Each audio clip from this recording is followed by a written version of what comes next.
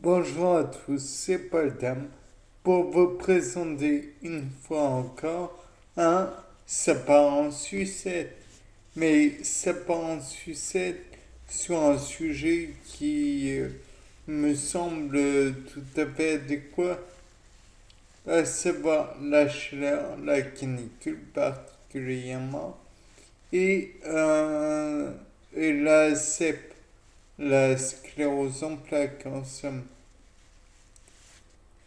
Parce que faut dire, quand il y a la chaleur, quand il y a un épisode de chaleur intense, la canicule, on se sent pas bien quand on est déjà valide. Mais alors, quand on est en état de sclérose en plaques, quand on est âgé aussi en même temps, ou alors dans un tas de cas particuliers, on a du mal à supporter la chaleur. Donc, on va avoir du mal à vivre et on va même avoir des problèmes différents. Du genre, dans le cas d'un corps normal, nous avons des enzymes. Certes, on entend souvent le terme enzyme, on se dit ouais, des enzymes, c'est quoi ce truc? Faut savoir que le corps tout entier est est un réservoir où il y a plein, plein, plein, plein de réactions chimiques, biochimiques qui se réalisent. Et pour se réaliser, elles ont besoin de catalyseurs. Les catalyseurs, c'est des accélérateurs, des... comment vous dire? Par exemple, la réaction entre l'eau et euh, l'eau et puis le CO2 se réalise, peut se réaliser pour donner du HCO3 moins. HCO3 moins. Donc un hydrogénocarbonate. Mais dans le cas présent, s'il n'y a pas d'enzyme, ça va être très long. Très très long. S'il n'y a pas d'enzyme, s'il n'y a pas de catalyseur plutôt. Tout comme il y a certains venins, certains poisons qui sont en fait des enzymes permettant de, comment dire, de supprimer l'activité de certaines cellules, telles que par exemple la tétraodotoxine. Je présume qu'elle a l'action d'une enzyme, mais ça, j'ai pas la preuve. Et pour vous dire, la tétrodotoxine, comme je viens de le dire, c'est le poison du poisson qu'on appelle fougou. Donc le poisson lune, voilà. Donc, bah, vous avez pas trop envie d'avoir des problèmes d'enzymes parce que sinon vous allez avoir des désordres monumentaux dans votre corps, voire même plus que de simples désordres. Il est à envisager que votre corps, vos organes vont mal fonctionner.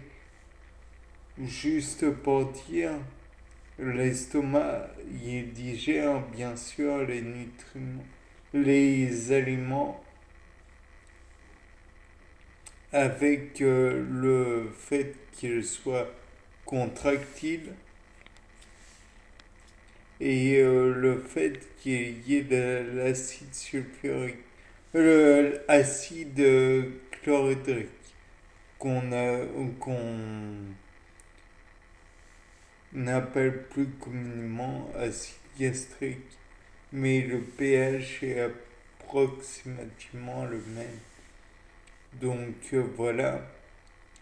D'ailleurs, vous pouvez penser ce que vous voulez, mais s'il n'y avait pas une muqueuse dans l'estomac, votre estomac se digérerait lui-même. Ce qui est un peu le cas quand on a des ulcères. Donc, pensez à une chose, vous avez le potentiel de vous digérer.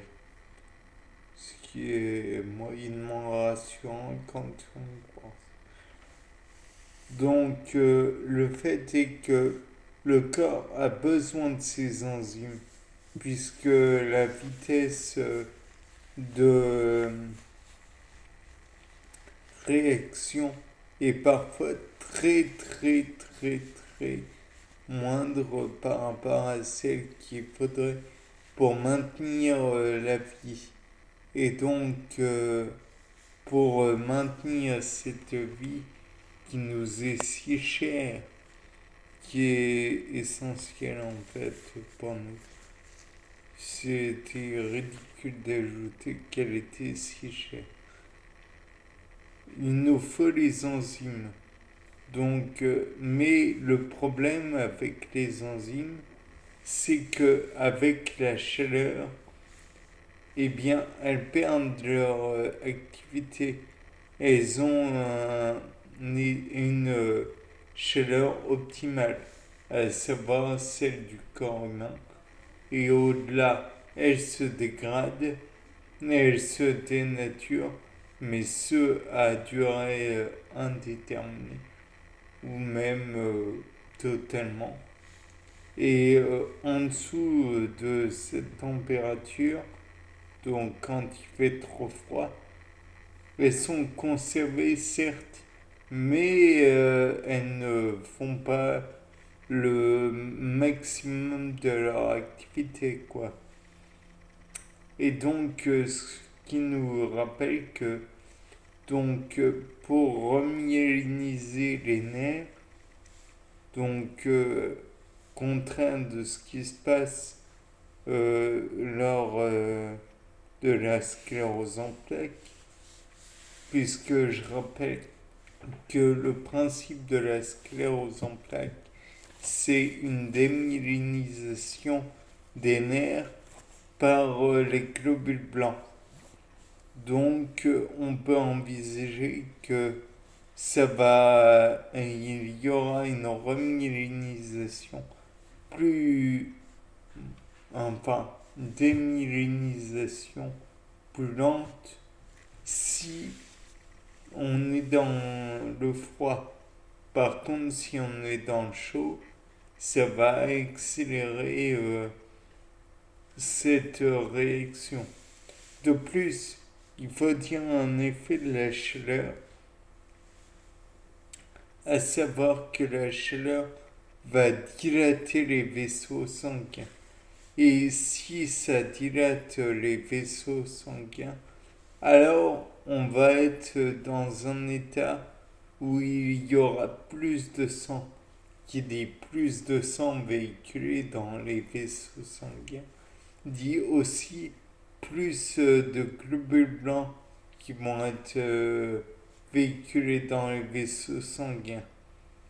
Et donc, qui dit plus de globules blancs, dit aussi une destruction de la myéline plus importante. Donc, la chaleur va indirectement augmenter les effets de la sclérose en plaques et particulièrement la destruction de la myéline. Donc finalement, avec la chaleur, la personne atteinte de sclérose en plaques va se sentir plus mal. Et donc, puisque l'âme et les enzymes qui pourraient éventuellement venir pour réparer cette myéline qui est mise à mal, vont être paralysées, voire détruites. Et donc, à terme, le chaleur aura un double effet et néfaste.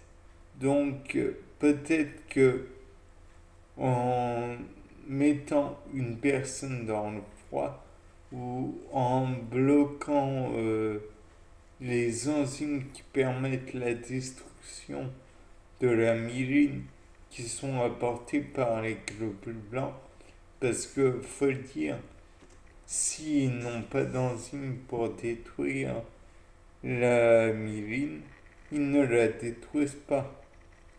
Donc, ils ne peuvent pas la détruire. C'est comme si vous cherchez à creuser un trou sans pelle. Vous ne pourrez pas. Bon, vous pourrez toujours le faire à la main, mais ça ne sera pas aussi efficace. Donc, à voir si il y a des, comment dire, des paralysants à enzymes démyélinisantes.